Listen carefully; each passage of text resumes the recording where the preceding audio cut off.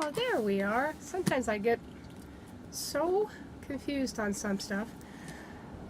I wasn't sure if I'd put it on time lapse. Anyway, Gracie in the Now. It's today, Friday, and I thought I'd do another video and at least try to do a couple videos a week. I suppose I should be trying to put these on YouTube. I think on Wednesdays are the best days. That's not going to happen today, and I don't know how often that will happen. So I thought, I ate blueberries. I hope my teeth are not blue. I'm trying to smile more, but I hope I don't have blue teeth or blue lips or that kind of thing. They might be a little bit. I thought I'd kind of go through this book. Remember this book I showed you? Yeah. You know, I read his first book, and wow, it was such an eye-opener. Oh, here, I got somebody here. From Enlightened Shih Tzu makes a cameo. Enlightened Shih Tzu makes a cameo on Gracie in the Now. Here he is. Here's my guy. Here's this little guy, this little Dio. Little Dio. Are you going to take a nap now? Say hi. Hello. Okay, go up and say hello. You're going to say hello. Say, yeah, I'm going to take a nap now. Okay. Anyway, he's with me as much as I can keep him with me. So, and he's such a good, sweet, good little dog. He is. He's so good. He tries so hard to be a good boy, and he chews on everything. But you know what you got to do is say no, no. Give him a pig's ear or a bone or some other toy, and say good boy. So that's working actually pretty good. So I think he's going to take a nap while his mom does a video here. So sorry about that, but what time do we have? Not too much. Okay, anyway, here's this book, and I think it's probably going to be a worthwhile book. You know, there's so many patterns in our society that are so unhealthy, and I'm not so sure it's anybody's fault. It's just some kind of thing that got set up and just kept going down through the generations. You know, we all take such pride in our families and being part of the family and being like some member of the family. You know, that only can go so far, because some of these things that we learn are really destructive, and I'm sure that there are many of you out there that know what I'm talking about. And so that's kind of the rest of the time I have here, I want to be able to help people with, because I can see very, very clearly that if these things could have been cleared up in me when I was a young woman, I would have such a different life. And you know, just for our culture and our species, you know, I don't think, maybe it's been this way for a while, but it doesn't mean it has to go on like this forever, especially when we know better. But this is the thing, people that don't know better don't know better, and it usually takes going to a therapist and getting books like this to begin to enlighten you, so you really kind of understand what's going on. And of course we're talking about people. This is how I see it. Some people are raised to love themselves more than others, and that would be your narcissistic type spectrum person. They're raised that way. They are the greatest, you know. And so what can you expect? And they're also very you know, manipulating in against other people to make sure that they're in the best situation. And it gets really deceptive. And anyway, that's one side of the spectrum. And then there's the other side, that the people they love others more than themselves. They have never been taught to take care of themselves, and I was in that side. Never taken care of myself, or that I even mattered. And other people absolutely more important to me. I'm not, you know, that's okay. I think I'd rather be over on this side than the other side. The other side is so harmful. My side is so uncomfortable, and you become so miserable that you seek help. The other people, they don't. Sometimes I do when they're lonely, or that a marriage is about to break up or that kind of thing, or they've gotten in trouble at work or whatever. But they don't go because they're miserable. And they go because there's something that's come up. Someone's leaving them, they're losing their job, that kind of thing. So they have their problems in life. And you know, there's all, you can look this up. They have certain kind of behaviors. I don't know how many books I've read now on this, just trying to survive.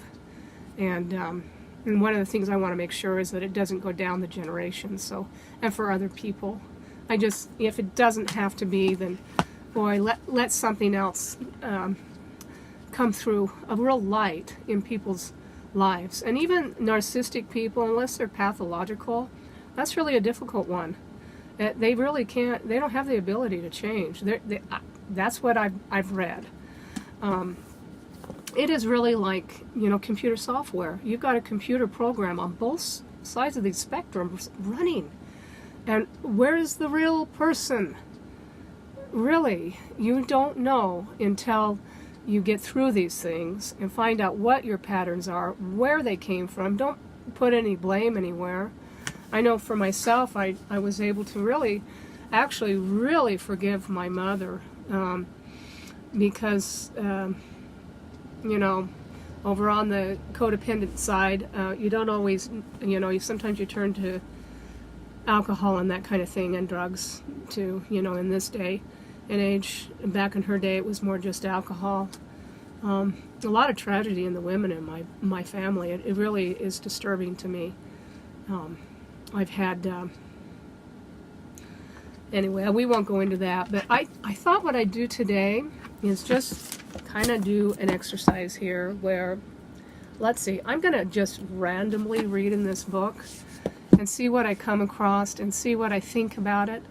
And maybe, just maybe, someone will watch this sometime that needs to watch this, and it will be some kind of message to them with an awakening to what's happening to them.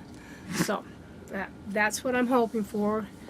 It's one of the reasons I do these videos, if anyone ever watches them, that they're out there, you know. So, okay, here we go. Let's see, I'm going to do a little, close my eyes. And let's see what we turn to. Oh, here's where I turn to. This is page 142, if anyone should want to know. And I turn to this paragraph. So let's start there. How and why abusive men sow divisions.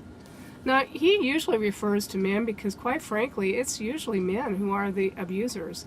And I think there's really good reasons for that. It's just the way our species is kind of made. Men are bigger. They have much more power in, they say, more primitive societies. They were the hunters, that kind of thing. The women were the nurturers and the gatherers, you know, and had the children. We were very busy having children and being empathetic so we could understand our children in an emotional way, not in a cognitive way. So not in a way that a hunter, you know, tries to scope out his prey and where they'd be and what they would be doing. So men have a tendency towards this, unfortunately. And I think as a species, no one left behind. We have to help men the way we raise them. Really. We've got to raise them differently. That girls already, there's not so much narcissism with girls because we're corrected so many times growing up. But you know what? Boys are not. And gosh darn it, we need some noble males out there. And there are noble males out there. But the problem is there's so much of the other.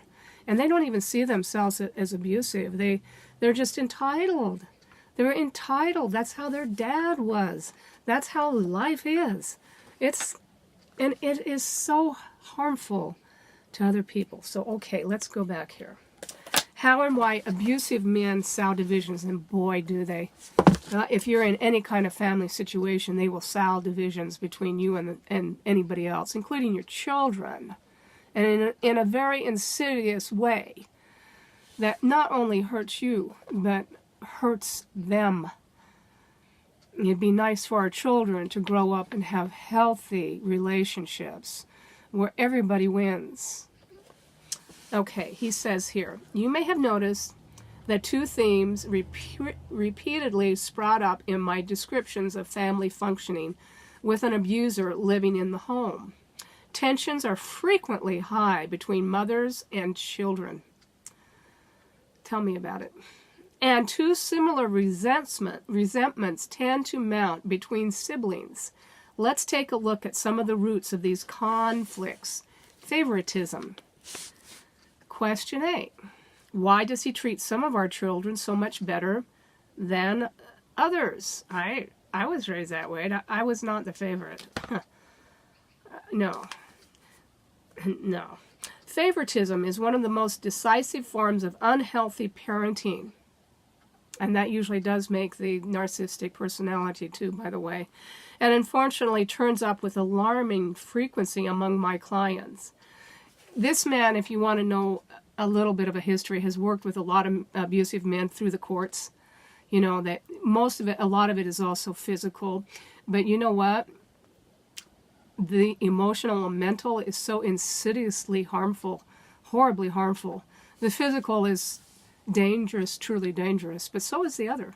With time, so is the other. An abusive man may play favorites as a divide and conquer strategy to increase his power in the family. You see, they are really about power and control. Power and control. It's not about love. It's about power and control. Okay, in the family, or because his sexism makes him give a higher status to male children. Does that sound familiar to anyone? It does to me. I lived it. Or because he is simply too lazy to build connections with those children with whom he has less in common. If you'd really like to know, I just grew up thinking that fathers did not like their daughters. Honest to God, that's what I thought. Fathers just don't like their daughters. And then I began to have observation that that was not true, that there were some fathers that highly loved, respected, and treated their daughters well and wanted the very best for them, very protective of them. So, okay, when the abusive man gives a child special treatment, and you know what? The thing about this I've observed too, this is not just the abusive man. Sometimes narcissistic fathers, sometimes the mothers really do play a role in this. They try to make up to the son and coddle them too much, and they're never accountable for anything, nothing. So they really grow up and they don't understand. When the abusive man gives a child special treatment, children can fall into unhealthy roles, beginning with the favored child. This role is filled more commonly by a boy than a girl. The abusive man tends to favor male children because of his negative attitudes towards females. You gotta read Sex. Oh, heck. It's Leonard Shlain's books again, and why can't I remember it again? I looked at the title again. I'm getting old. Sex, Power, and Time. Anyway, it might not be in order. You gotta read it.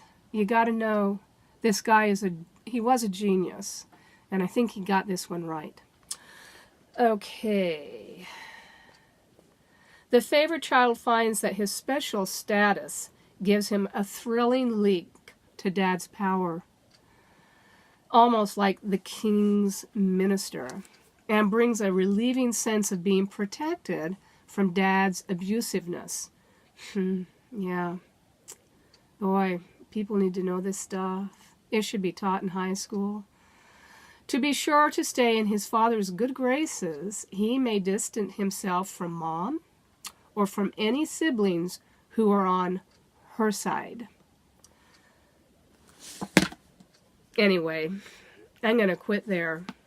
I hope, because I'm at 14 minutes, it'll take me forever to download this on YouTube. I hope that someone who needs to see this and hear this, sees and hears this, and it helps them. Even if it's the favored child, you know, maybe they've come to a point, you know, usually they don't change. It's such an advantage for them to stay the way they are.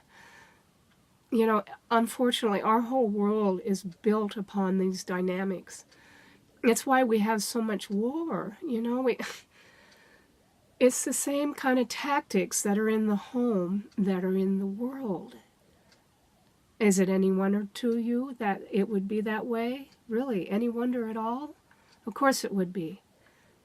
They learned it in the home first. So, all right, well, love to all. And I will see you in the inner and feel you in my heart.